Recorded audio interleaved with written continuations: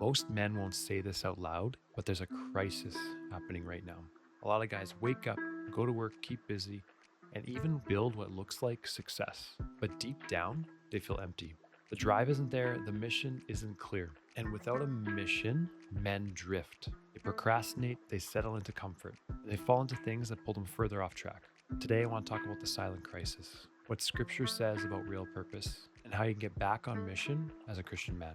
Let's get into it. Welcome back to my channel. For those that don't know me, I'm Matt Chenard. I'm a Christian life and business strategist. I help men build profitable businesses so they can give back to impactful causes, further the kingdom, steward their time, money, and energy well, while maintaining time at home with their family.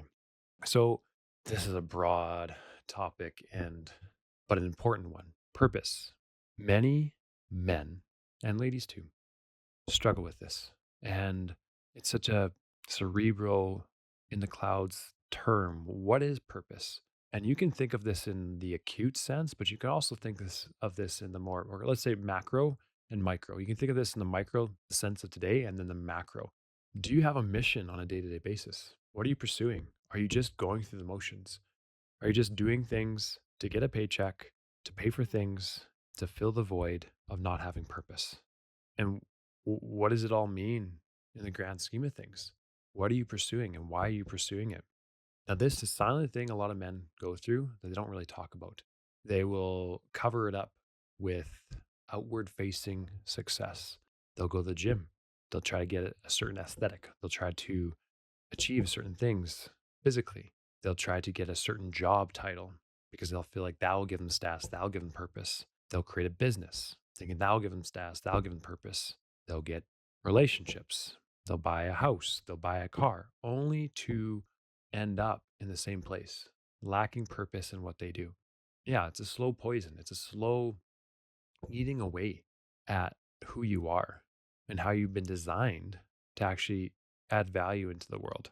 So, and I always want to preface this, I'm not a theologian, I'm not a biblical scholar, and I'm growing day by day as a Christian. But think of David, a man after God's own heart. And he was supposed to he should have been at war with his people, but he stayed back and fell into sin with Bathsheba. And that totally changed the trajectory of his life. And that's why I don't like the idea of people not working, like the idea of just trying to pursue your passions, just trying to pursue everything that makes you feel good, even retirement. I don't think we're made to retire. I don't think we're made to not add value. We're not made to not pursue things because then what are you going to do?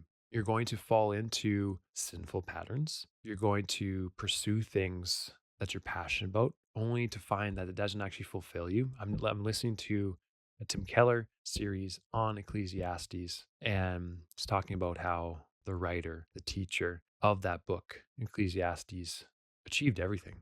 Like, had all the riches, had all the professional success, had satiated all his passions, his lusts, essentially, and still said, like, no, it doesn't fulfill, it doesn't give me these things.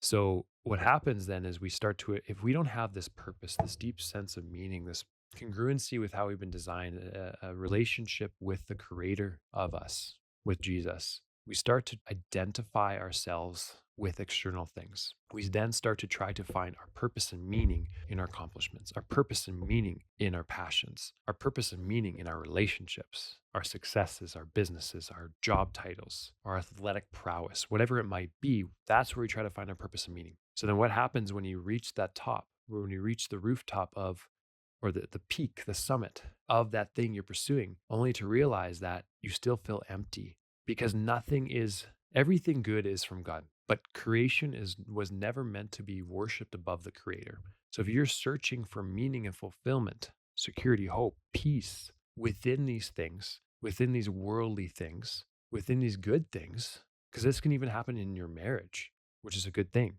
If you put all your faith, hope, and trust and significance in these things, who are you if you lose that thing? Who are you once you achieve all that you thought needed to achieve to have purpose? And when you don't have this deep sense of purpose, this meaning in your life, that's when you can start to fall into communities and different areas of life that are dangerous, that give you meaning, extremist type beliefs on either side of the spectrum. Doesn't I'm not You're trying to find meaning. You're trying to find a cause to fight for. Now, I don't often talk about other people on this podcast, but I just saw this YouTube video podcast, wherever you're listening to. I just recently saw a podcast with Alex Hormozy in it. And for those that don't know who Alex Hormozy is, he's a very well known, successful entrepreneur. And I guess I didn't know this. He used to be a Christian and he deeply studied apologetics, basically, which is the answers we have for big questions on Christianity. And he came to the belief that he doesn't believe it. He's not Christian anymore. He doesn't believe that anything happens once we die. Now, he reminds me a lot of that teacher from Ecclesiastes. He's a very wise, very knowledgeable, very successful person. But I've noticed the lack of energy. There's a lack of emotion behind what he's doing. He's experiencing all this success. I mean, he just sold, I think it was like $100 million from a webinar he did. And just the emotions just seem like meh. It's not really a big deal. He said something along the lines of, "Hey, you're just gonna kind of go and do stuff that's cool and just keep going around life, and that's all there is." If that's the case, how do you structure what is good? How do you structure what is important to pursue? What's the motivating factor behind continuing to pursue?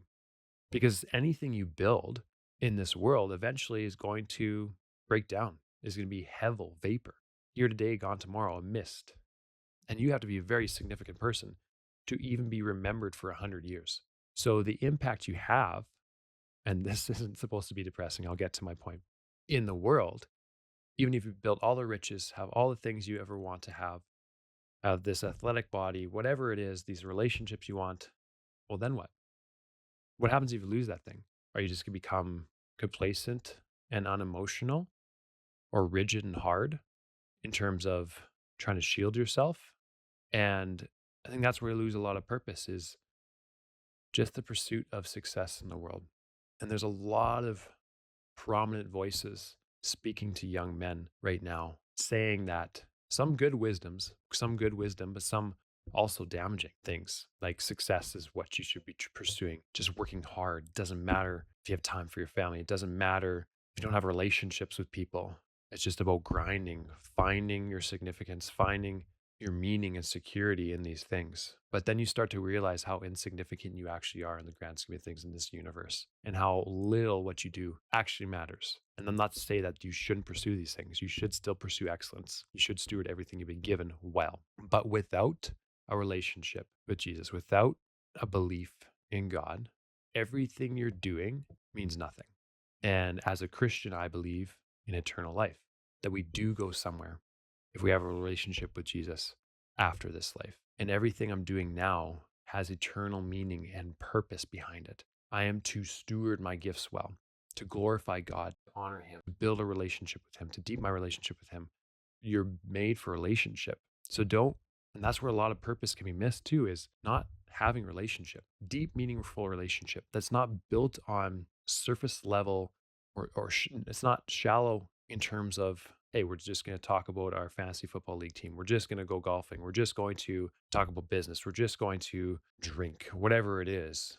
Like, without that, you're going to feel unsatiated in this deep spiritual way, because we're made for relationship with others and with God. And that we have a purpose, we have a mission to make more disciples. And you have what I call macro and micro purpose. Like, the macro purpose is to go make more disciples, to make kingdom crowded, as Charlie Kirk said, or to make heaven crowded. And in the micro, what you do each and every day with your time, money, and energy matters. I know I said it doesn't matter in the grand scheme of things, but the ripple effect is something to think about. If I say or do something to someone in a positive way, that's going to ripple effect across generations, across relationships. And that is going to surpass who I am. So if I share God's truth, the beauty of the gospel, the amazing gift, the free gift of the gospel, that's going to have a ripple effect across time. And that is what we're supposed to do.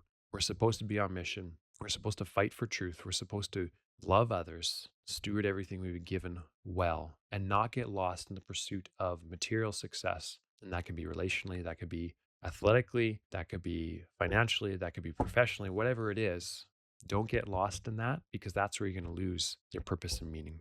Hey, if you're a Christian entrepreneurial man who has a successful business already and you want to learn how to work 16 hours a week so you can spend time with your family while still scaling your business using what I call my TimeWealth system, send me a DM. You'll see it in the description below. Just click the link to Instagram, send me a DM 44 on Instagram, and we'll see if my program is a good fit for you. Until next time, earn your dopamine.